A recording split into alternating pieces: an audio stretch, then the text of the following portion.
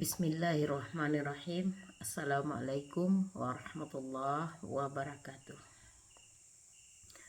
Alhamdulillahilladzi nahmaduhu wa nasta'inuhu wa nastaghfiruh wa na'udzu billahi min syururi anfusina wa min sayyiati a'malina. May yahdihillahu fala mudhillalah wa may yudlilhu fala hadiyalah. Asyhadu an la ilaha illallah wahdahu la syarikalah wa asyhadu anna Muhammadan abduhu wa rasuluh la nabiyya ba'da amma ba'du. Rabbi shrah li sadri wa yassir li amri wahlul 'uqdatam min lisani yafqahu qawli. Bapak-bapak, ibu-ibu, saudara-saudari kaum muslimin wal muslimat di mana saja berada. Puji dan syukur marilah sama-sama kita panjatkan kehadirat Allah Subhanahu wa taala yang telah melimpahkan nikmat dan karunia yang tak berhingga kepada kita semua, sehingga pada malam hari ini kita masih bisa menghirup oksigen, melepaskan karbon dioksida. Allah beri kita umur yang panjang, mudah-mudahan itu dapat kita syukuri. Bagaimana cara mensyukurinya? Mari kita isi dengan segala amal perbuatan yang bernilai ibadah di sisi Allah. Selanjutnya, salawat beserta salam marilah kita kirimkan pada arwah junjungan kita, yakni Nabi besar Muhammad sallallahu alaihi wasallam. Allahumma salli ala Muhammad wa ala ali Muhammad. Bapak-bapak, ibu-ibu, kaum muslimin wal muslimat di mana saja berada. Salawat dan salam marilah kita kirimkan pada arwah junjungan kita, yakni baginda Rasulullah Muhammad sallallahu alaihi wasallam. Allahumma salli ala Muhammad wa ala ali Muhammad. Kaum muslimin wal muslimat rahimakumullah. Pada kesempatan kali ini saya akan menyampaikan sebuah ceramah dengan judul Tama. Tama berasal dari bahasa Arab, bahasa Indonesianya serakah, bahasa Minangnya rakuh. Tama jika ditulis dengan tulisan Arab terdiri dari 3 huruf. Yang pertama ta, yang kedua mim, yang ketiga ain. Ta hurufnya berlobang, mim hurufnya berlobang, ain hurufnya berlobang.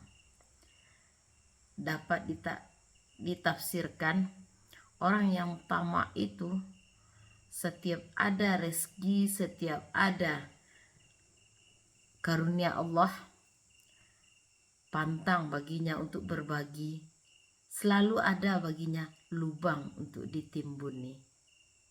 Itulah orang yang tamak. Tamak merupakan penyakit batin. Penyakit batin kalau dibawa ke rumah sakit tidak ada dokter ahlinya. Jadi cara mengobati penyakit tamak hanya dengan mendalami ilmu agama, karena dia penyakit batin, bukan penyakit fisik. Tamak merupakan penyakit yang membuat gelisah jiwa orang-orang. Semakin tinggi tingkat tamak seseorang, semakin gelisah hidupnya. Semakin tamak, semakin gelisah. Semakin tamak, semakin tidak tenang. Orang yang tamak itu dia menginginkan sesuatu yang bukan haknya. Orang yang tamak juga menginginkan segala sesuatu melebihi kebutuhannya. Ingin banyak, ingin banyak, ingin banyak. Seperti orang meminum air laut, makin diminum makin haus, makin diminum makin haus. Bapak-bapak, ibu-ibu, kaum muslimin wal muslimat rahimakumullah. Dalam sebuah hadis Rasulullah pernah mengatakan, orang-orang yang tamak itu seandainya diberi 2 buah lembah yang isinya emas kedua-duanya, pastilah mereka akan meminta lembah yang ketiga. Artinya orang tamak takkan pernah puas, takkan pernah kenyang. Dia ingin lagi, ingin lagi, ingin lagi. Seseorang yang tamak, apabila sifat tamak itu sudah bersemayam di dalam dirinya melebihi 40 hari, maka semakin tua ia akan semakin tamak. Dalam surat Al-Humazah Allah telah berfirman, A'udzu billahi minasyaitonir rajim. Bismillahirrahmanirrahim. Wailul likulli humazatil lumazah.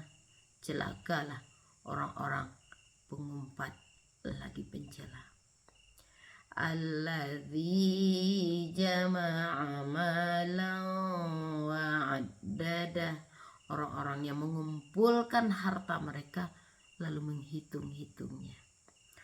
Yahsabu anna malahu akhladah. Mereka menyangka bahwa hartanya itu dapat mengekalkannya hidup di dunia. Yahsabu anna malahu akhladah. Kalla layumbadzanna fil hutamah. Kelak mereka betul-betul akan dilemparkan ke dalam neraka utama. Wa ma adraka mal hutamah. Tahukah kamu apa itu neraka utama? Narullahil muqadah. Api Allah yang dinyalakan. Allati tattali'u 'alal afidah. Yang apinya menjalar sampai ke hati. Innaha 'alaihim muqsadah. Sesungguhnya mereka dalam keadaan terkurung, muqsadah, ditutup. Nerakanya itu ditutup sehingga mereka terkurung di dalamnya. Fi amadim mumaddadah. Di dalamnya mereka diikat pada tiang-tiang yang panjang.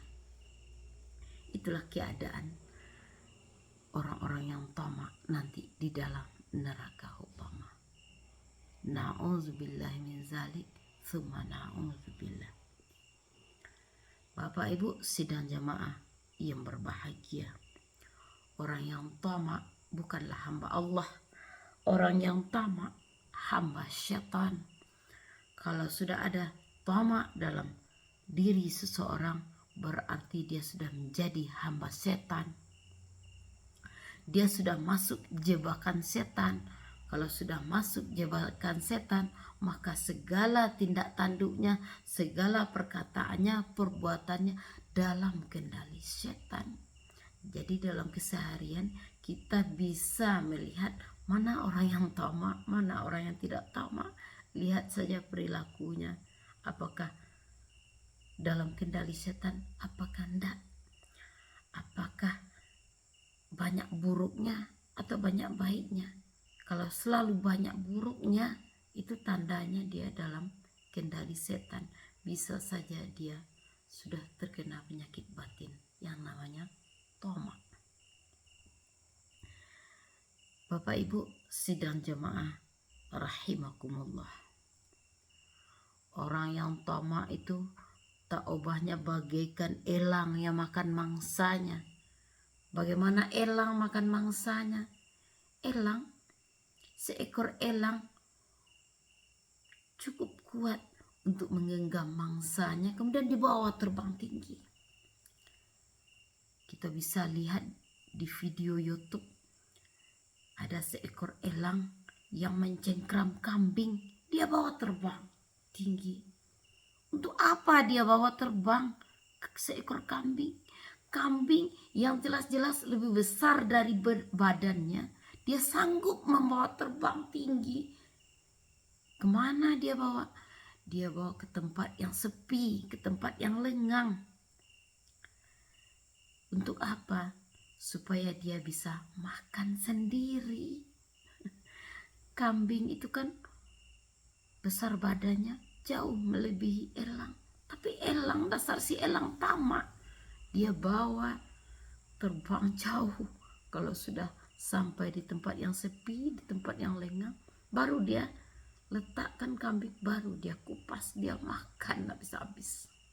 Begitulah tamaknya seekor elang, ingin makan sendiri. Orang yang tamak adalah orang yang suka makan sendiri, tidak mau berbagi. Seandainya kita wawancarai si tamak, wahai tamak, siapakah ayahmu? Apa jawaban si tamak? Ayahku adalah ragu terhadap takdir. Apa pekerjaanmu? Merendahkan diri.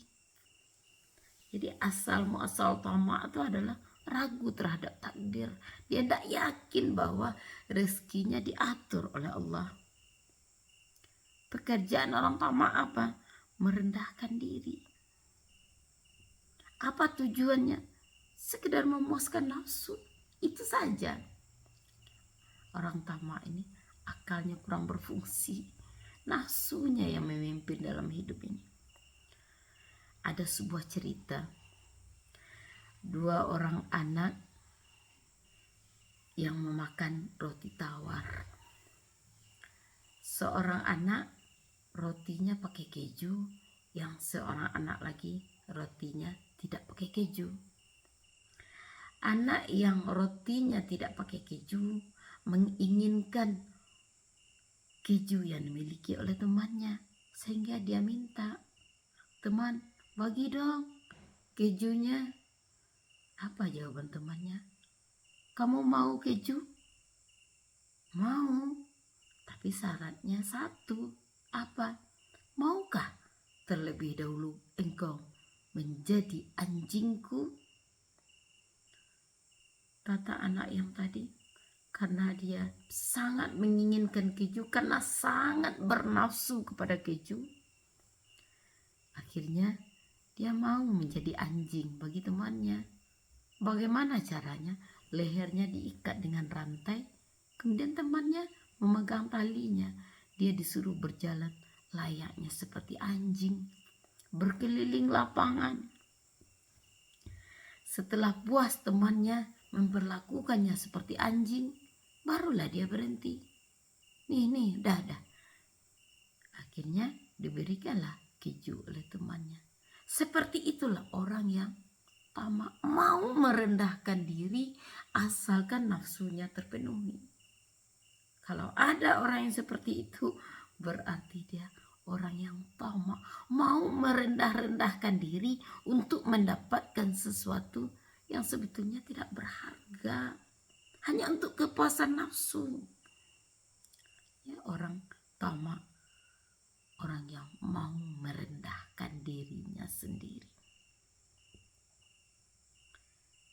Bapak Ibu kaum muslimin wal muslimat rahimakumullah.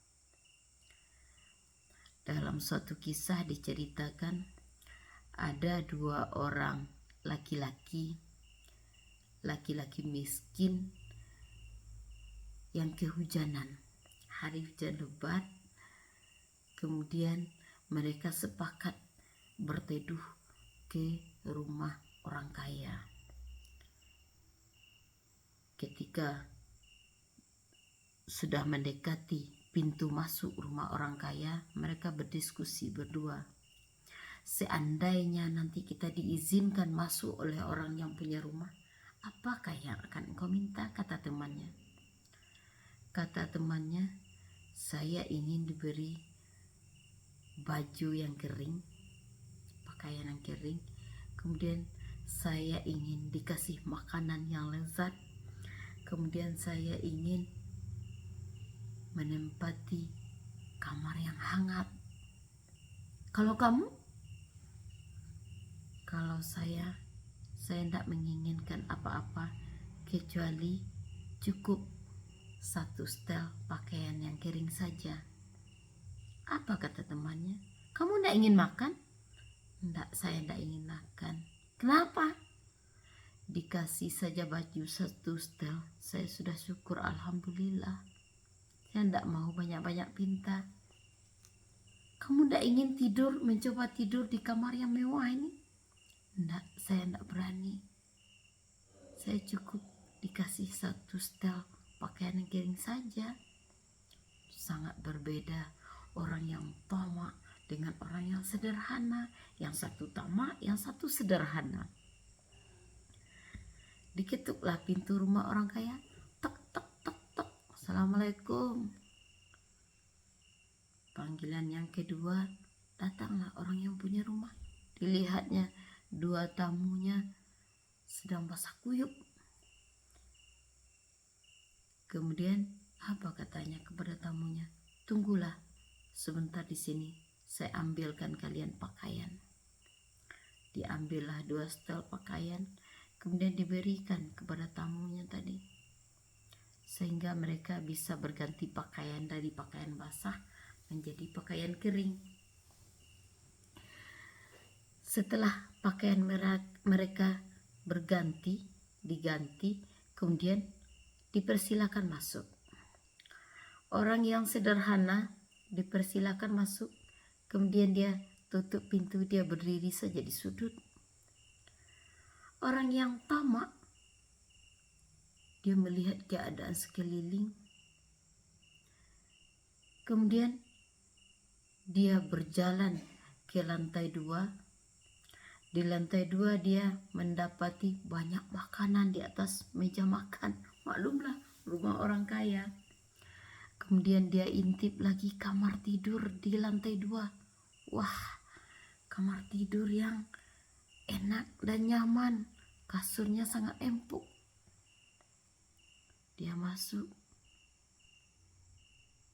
Alangkah enaknya nanti saya seandainya dipersilakan masuk kamar ini, dipersilakan untuk tidur di kamar ini.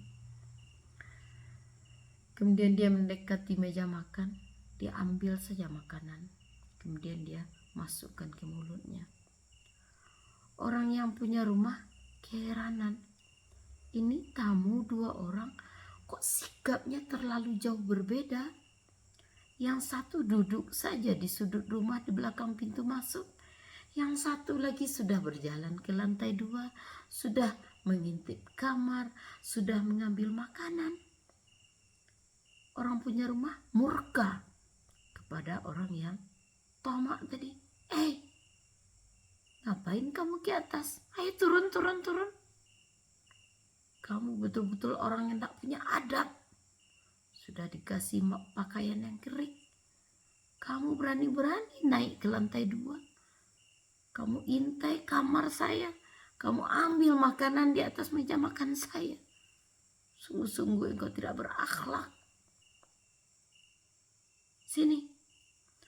Kemudian orang itu ke bawah.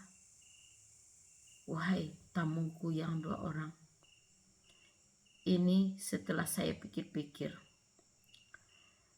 Untuk menginap di sini, untuk kamu, wahai orang tamak, kamu menginap saja, tidur saja di kamar dapur.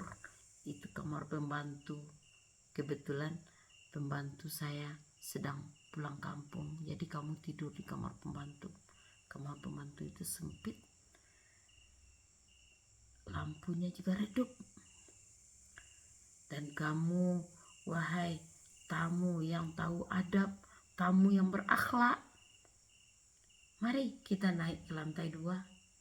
Kita makan, kita santap hidangan yang tersedia di atas meja makan. Nanti kita menonton, nanti kita sholat, nanti habis itu kita bisa tidur di kamar atas. Kamar yang di atas itu kamar yang luas, kamar yang isinya kasur yang mewah. Dipersilahkanlah tamu yang punya akhlak itu menempati kamar yang diidam-idamkan si tamak. Apa inti dari cerita ini? Orang apabila sudah tamak, dijauhkan oleh Allah rezekinya. Orang yang sederhana, orang yang tidak tamak, maka rezekinya dilimpahi oleh Allah dengan lipat ganda yang banyak. Allah limpahi dengan rezeki yang tidak dia sangka-sangka. Makanya jangan pernah jadi orang tamak, jangan pernah jadi orang rakus, serakah, menginginkan sesuatu yang sebetulnya kurang wajar kita inginkan. Ini karena nafsu yang di depan, akhirnya kita banyak keinginan. Jangan semata-mata jadi orang tamak. Bapak Ibu sidang jamaah yang berbahagia, tamak itu terbagi 3. Yang pertama, tamak harta. Bagaimana orang kalau sudah tamak harta? Orang yang tamak harta itu mencari uang gila-gilaan. Pagi, petang, siang, malam, ia mencari uang. Yang ada di pikirannya hanya uang. Kemudian orang yang tamak harta, dia biasanya suka tampil mewah. Kalau membeli baju, dia suka baju yang harganya selangit, yang ratusan ribu, bahkan jutaan, bahkan puluhan juta. Ini orang yang tamak, suka tampil mewah. Kalau sudah suka tampil mewah, perhatiannya berarti khusus untuk dirinya sendiri. Dia tidak pernah perhatian kepada orang lain. Perempuan kalau sudah suka tampil mewah, biasanya suka pakai perhiasan yang banyak. Apalagi kalau ada acara pesta kenduri, semua perhiasan yang kuning-kuningnya semuanya keluar. Karena apa? Dia membanggakan dirinya punya banyak emas. Dia orang kaya, dia orang yang wah. Sehingga dia bangga tampil gaya, tampil mewah. Itulah orang yang tamak. Tampillah sederhana apa adanya untuk menghindarkan diri dari tamak. Dalam sebuah hadis yang diriwayatkan oleh Imam Muslim, Rasulullah pernah bersabda, kebanyakan manusia itu terlalu nafsu kepada harta, padahal yang betul-betul akan dinikmati oleh manusia itu cuma 3.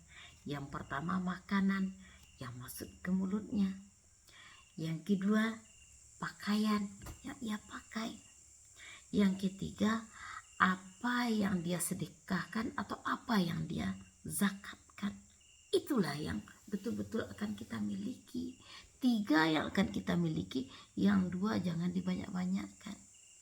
Makanan jangan terlalu banyak, sebab makanan selezat apapun yang kita makan pada akhirnya akan menjadi kotoran, emas batangan yang tak ada nilai sama sekali. Kemudian pakaian. Untuk apa berpakaian mewah-mewah? Untuk apa beli pakaian terlalu banyak? Yang dipakai oleh badan kita kan cuma 1. Tak usah berlebihan dalam hal makanan, tak usah berlebihan dalam hal pakaian. Mana yang sebaiknya kita lebihkan? Lebihkanlah untuk berzakat dan berinfak. Inilah yang betul-betul akan menyertai kita sampai ke alam barzakh, sampai ke akhirat. Idza mata ibnu Adam inqata'a amaluhu illa min 3. Apabila sudah mati anak Adam, maka terputuslah segala amalannya kecuali 3 perkara. Yang pertama, shadaqatun jariyah, sedekah jariah, sedekah dari hasil usaha. Au ilmin yuntafa'u bi, atau ilmu yang dimanfaatkan orang. Kita ajarkan orang tentang suatu ilmu, kemudian dia amalkan ilmunya. Maka kita yang mengajarkan ilmu itu kepadanya juga mendapatkan pahala sebanyak pahala yang didapat oleh orang tersebut. Yang ketiga, awaladin salihin yad'ulah, atau anak saleh yang mau mendoakan orang tuanya. Hanya itu yang menyertai kita ke apabila sudah datang akhirat. Bapak Ibu sidang jamaah yang berbahagia, dalam surat At-Taghabun ayat 15 Allah telah berfirman, Bismillahirrahmanirrahim. Innama amwalukum wa auladukum fitnah. Ketahuilah olehmu, sesungguhnya hartamu dan anak-anakmu adalah ujian bagimu. Wallahu innahu ajrun azim. Dan di sisi Allah ada pahala yang besar. Anak dan harta adalah ujian. Pandai-pandailah menghadapi ujian. Jalanilah ujian. Jawablah soal ujian sesuai dengan apa yang telah Allah ajarkan di dalam kitabnya Al-Quranul Karim. Itu yang pertama, tamak harta. Yang kedua, tamak tahta. Seperti apa orang tamak tahta? Orang yang tamak tahta biasanya berperangai seperti perangai setan. Biasanya dia angkuh, sombong, merasa besar, merasa hebat, merasa berkuasa. Itu orang tamak tahta. Dia bertangan besi. Bayangkan saja tangan besi. Semua orang bisa dia patahkan. Semua orang bisa dia pelitukan. Semua orang bisa dia kuasai. Inilah orang yang tamak tahta. Dalam Islam, konsep kepemimpinan sebenarnya hanyalah amar ma'ruf nahi mungkar. Seorang pemimpin itu wajib melakukan amar ma'ruf nahi mungkar, mengajak pada kebaikan, mencegah daripada kemungkaran. Tapi sayangnya banyak pemimpin kita pada saat ini yang menganggap dia jadi pemimpin sekaligus penguasa. Maka dia kuasai orang, dia atur orang sesuka hatinya. Padahal Abu Bakar As-Siddiq telah mencontohkan ketika beliau dipilih oleh kaum Muhajirin dan Ansar untuk menjadi khalifah, jadi pimpinan. Apa kata beliau? Wahai kaum muslimin dan muslimat, kalian telah memilihku untuk menjadi khalifah. Berat bagiku menjadi memikul amanah ini. Tapi karena kalian percaya padaku, akhirnya aku penuhi juga. Pesanku, jika aku berbuat benar, mohon dukung, mohon bantu aku. Jika aku berbuat salah, tolong tegur aku. Begitu Abu Bakar Siddiq berpidato di awal kepemimpinannya. Pada hari ini, adakah pemimpin yang mau ditegur? Jarang.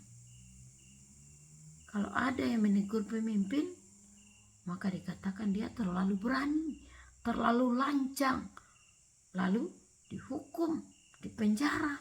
Karena apa? Mengkritik pemimpin. Padahal Abu Bakar Siddiq mengatakan, kalau aku salah, tolong tegur aku. Orang yang tamak tahta tak mau ditegur, tapi dia selalu menegur. Dia pandai mencari-cari kesalahan orang lain. Kenapa? Karena dia merasa dia pemimpin, dia penguasa, dia bos.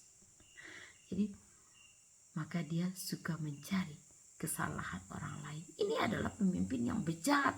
Ini adalah orang yang tamak tahta. Perangainya perangai setan. Tidak mau disebutkan kekurangannya, tapi dia sibuk mencari kekurangan orang lain.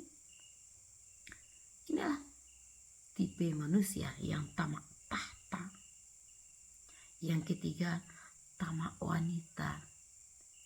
Orang yang tamak wanita biasanya akalnya sudah kalah, akalnya sudah mandul, nafsunya lebih menang, nafsu yang memimpin hidupnya, sehingga orang tersebut akalnya lemah, imannya tipis.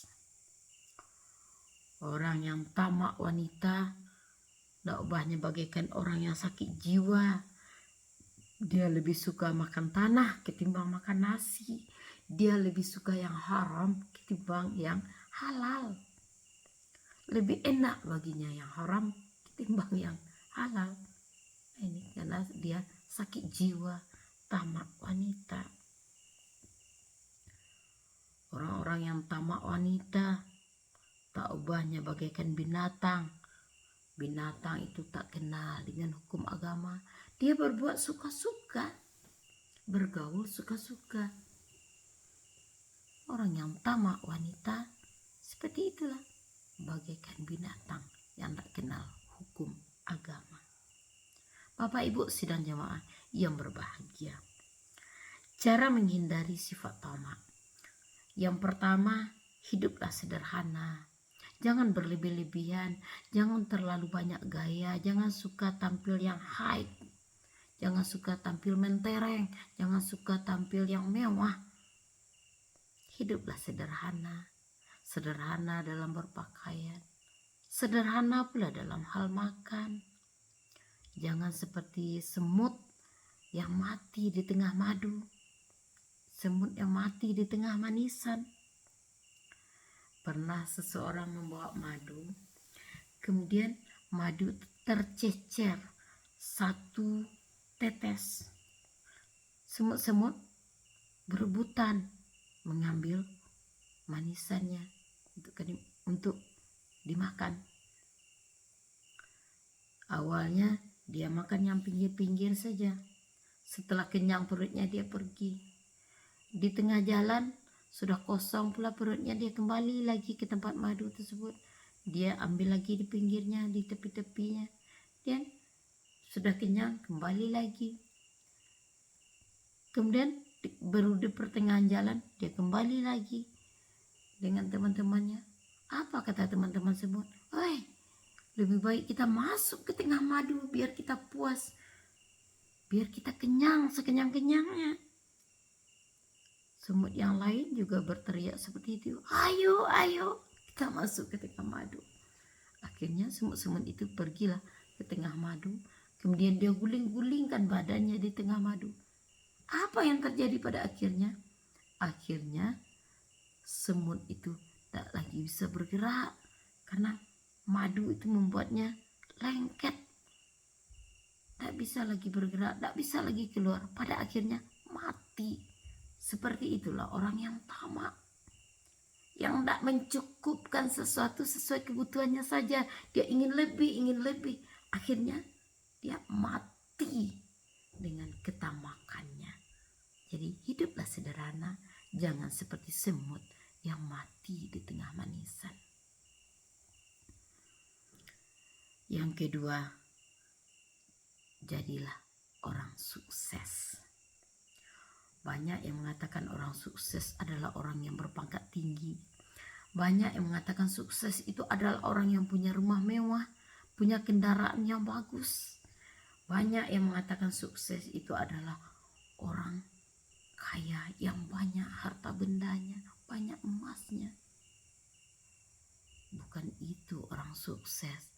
Orang sukses yang sebenarnya adalah orang yang mampu melahirkan manfaat demi manfaat dalam sepanjang hidupnya. Setiap waktu yang dia lewati isinya manfaat. Dia menanam manfaat. Akhirnya nanti di akhirat dia panen pahala yang banyak. Itulah orang sukses yang sebenarnya, yang mampu menebar manfaat. Manfaat untuk dirinya, manfaat untuk keluarganya, manfaat untuk orang-orang yang ada di sekitarnya. Inilah orang sukses yang sebenarnya. Makanya sering-seringlah berbuat baik. Berbuat baiklah pada siapapun. Dalam sebuah hadis Rasulullah telah berpesan, Man dalla ala khairin falahu mithlu ajri fa'ili. Siapa yang menunjukkan seseorang pada kebaikan, maka baginya pahala seperti pahala orang yang mengerjakannya. Ajarkan ilmu kepada orang lain, kemudian orang tersebut diamalkannya, kita juga mendapatkan pahala. Jadi berbuatlah segala sesuatu yang bermanfaat. Yang ketiga, jadilah manusia yang berkualitas emas. Bagaimana manusia berkualitas emas? Manusia yang tidak mata duitan, yang tidak cinta harta, yang tidak pernah merasa miskin, dia tidak pernah merasa kurang. Apa yang Allah karuniakan untuk dirinya, dia anggap sudah cukup, dia sudah bersyukur, dia sudah mengucapkan Alhamdulillahirabbil alamin. Ada seorang pemuda berasal dari kota Baghdad. Suatu hari ia akan pergi ke kota Madinah. Dia pamit kepada orang tuanya, dia pamit kepada pamannya. Kemudian kata pamannya, "Wahai Abdullah, besok sebelum engkau berangkat ke Madinah, engkau singgah dulu ke rumah pamannya. Paman mau nitip untuk orang Madinah." Baiklah paman. Besoknya Abdullah berangkat, maka dia temui pamannya terlebih dahulu. "Paman, Abdullah berangkat sekarang juga." "Sebentar," kata pamannya. Pamannya sebentar masuk kamar, kemudian membawa sebuah bungkusan kecil berisi uang. "Wahai Abdullah, ini uang sebanyak 200 dirham. Tolong engkau berikan kepada penduduk Madinah yang paling miskin." Kata Abdullah, "Mana saya tahu penduduk Madinah yang paling miskin?" Kata paman, "Nanti ketika engkau baru masuk ke kota Madinah, engkau bertanya saja, siapa penduduk Madinah yang paling miskin." "Oh begitu ya paman." "Baiklah paman." Maka berjalanlah Abdullah tadi membawa uang 200 dirham titipan pamannya. Sesampai di kota Madinah, baru saja masuk gerbang kota Madinah, dia menemukan seorang bapak tua. Kemudian dia bertanya, "Pak, boleh saya bertanya?" "Tanya apa?" "Manakah penduduk Madinah yang paling miskin, Pak? Saya kesini mau mengantarkan titipan dari paman saya, katanya untuk keluarga yang paling miskin." Kata pamannya, "Engkau teruslah berjalan arah ke ujung, kemudian rumah yang paling ujung, kan ada deretan dua, rumah yang di depan, itulah orang yang paling miskin." "Baiklah Pak, terima kasih Pak." Maka berjalanlah laki-laki tadi, Abdullah tadi, sampailah dia di depan rumah yang ditunjuk paling miskin oleh Pak tua tadi. Kemudian diketuklah pintu, diucapkan salam. Tak lama keluar orang yang punya rumah. Kemudian apa kata Abdullah? "Ibu, saya kesini mau menyampaikan rezeki untuk ibu." "Rezeki?" "Iya." "Dari siapa?" "Dari paman saya." "Kenapa pamanmu menyuruh kamu mengantarkan rezeki kepada saya?" "Iya Bu, ini saya membawa uang 200 dirham. Katanya untuk orang yang paling miskin. Dan tadi saya bertanya kepada seseorang, ibulah yang paling miskin di kota Madinah." "Apa jawaban ibu?" "Wah, bukan saya yang paling miskin." "Apa?" kata Abdullah. "Lalu siapa yang paling miskin?" "Yang paling miskin itu orang rumah belakang." Maka pergilah Abdullah ke rumah belakang. Diketuk pintu, disampaikanlah, "Maaf ibu, saya mau menyampaikan pesan dari paman saya. paman saya mau bersedekah 200 dirham untuk penduduk kota Madinah yang paling miskin. Ternyata engkau penduduk paling miskin. Ini uangnya, terimalah Bu. Apa jawaban ibu tadi? Wah, bukan saya orang yang paling miskin. Yang paling miskin itu yang di rumah depan. Kata Abdullah, tadi saya baru saja kembali dari rumah depan. Katanya ibu yang paling miskin. Kata ibu yang rumah belakang, bukan. Dia jauh lebih miskin dari saya. Saya tidak miskin. Kemudian pergi lagi dia ke rumah depan. Bu, saya sudah kembali dari rumah belakang, Bu. Katanya justru ibu yang paling miskin. Kata ibu yang rumah depan, enggak, betul-betul bukan saya yang paling miskin. Dia yang paling miskin. Akhirnya apa kata Abdullah?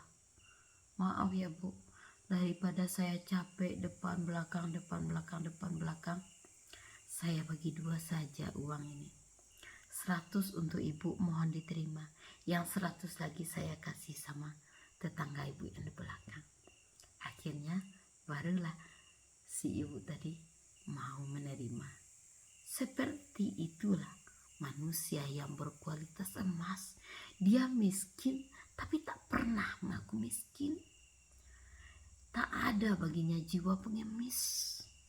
Coba seandainya terjadi di lingkungan kita, adakah orang yang mau menolak uang? Tak mau orang menolak uang. Oh, saya kata si Anu yang paling miskin. Oh iya memang betul saya yang paling miskin. Gak ada orang yang lebih miskin dari saya. Ini kan apa?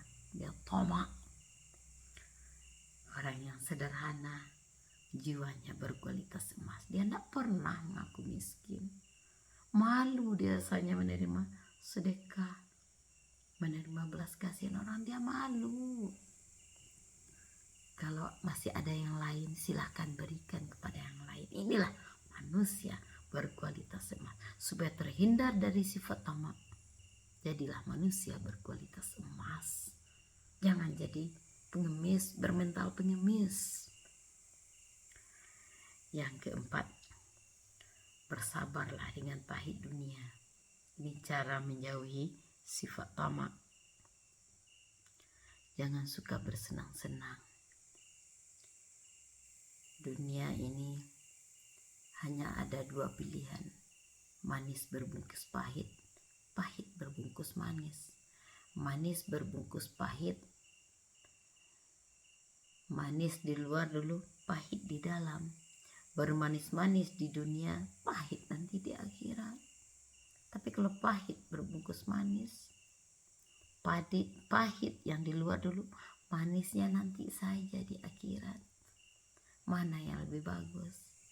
Biarlah pahit di dunia, asalkan manis di akhirat. Kalau bisa manis di dunia, manis di akhirat. Tapi tidak ada yang seperti itu, kita harus memilih. Maka pilihlah, biarlah berpahit-pahit di dunia, asalkan bisa bermanis-manis di akhirat kelak. Bapak Ibu sidang jamaah yang berbahagia, tamak itu membawa seseorang pada penyesalan. Makanya jangan jadi orang tamak. Kita boleh tamak dalam satu hal. Dalam hal apa? Kita boleh tamak pada ilmu, kemudian tamak pula mengamalkannya. Ini tamak yang bagus. Ini tamak. Boleh tamak, tapi tamak pada sesuatu yang Allah redai, yaitu tamak kepada ilmu dan tamak pula untuk mengamalkannya. Bapak Ibu sidang jemaah yang berbahagia, Hasan Al-Basri pernah menemukan seorang mahasiswa yang sedang penelitian.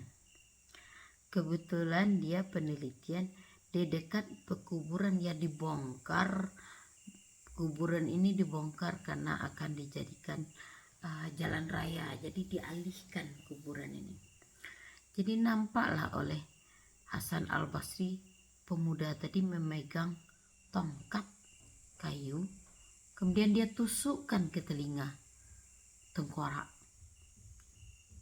Ada yang dia tendang, dia tendang, ada pula yang dia cium. Sehingga Hasan al-Basri merasa tertarik untuk mendekatinya. Setelah mendekat, apa kata Hasan al-Basri? Wahai pemuda, apa yang kamu lakukan? Saya sedang penelitian, Pak. Penelitian untuk apa? Saya sedang mencari tengkorak ahli ilmu. Seperti apa tengkorak ahli ilmu? Ini Pak, ini yang tengkorak ahli ilmu. Saya tusukkan tongkat saya di telinga sebelah kanan. Dia menancap di tengah, tembus ke telinga sebelah kiri. Inilah tengkorak orang ahli ilmu. Dia dengarkan ilmu, kemudian menancap di tengah, dia bawa ke otak, dia turunkan ke hati, sehingga dia bisa beramal dengan ilmu yang dia peroleh. Ini tengkorak ahli ilmu. Adapun tengkorak yang lain, ini modelnya. Lihatlah olehmu, wahai Ustadz Hasan Basri. Saya tusukkan tongkat dari kanan tembus ke kiri. Inilah orang yang semasa di dunia dia dengarkan ilmu, masuk di suap, keluar di kidal, masuk kanan, keluar kiri. Tak berkesan sama sekali. Dia sering mendengarkan ilmu, tapi tidak ada berkesan kepada dirinya. Dan ini yang lebih parah, ditusukkan di telinga kanan, tidak bisa masuk-masuk. Masuk di kanan, melantun di kanan. Inilah manusia laknatullah, yang dilaknat oleh Allah, yang jauh dari ilmu, yang tidak mau menerima ilmu, yang tidak mau belajar. Bapak Ibu sidang jamaah rahimakumullah, padahal Allah telah berpesan dalam surat Al-Mujadalah ayat 11, Bismillahirrahmanirrahim, yarfa'illahu alladhina amanu walladzina utul ilma darajat. Allah mengangkat derajat orang-orang yang beriman dan berilmu di antara kamu beberapa derajat. Allah tinggikan derajat orang yang berilmu. Maka jadilah orang yang tamak kepada ilmu. Jangan pernah menjadi orang yang tamak kepada selain ilmu. Mudah-mudahan kita semua mendapat hidayah dari Allah Subhanahu wa ta'ala. Fa'tabiru ya ulil albab la'allakum tuflihun. Salah dan janggal saya mohon maaf yang sebesar-besarnya. Saya sudahi dengan wabillahi taufiq wal hidayah. Wassalamualaikum warahmatullahi wabarakatuh.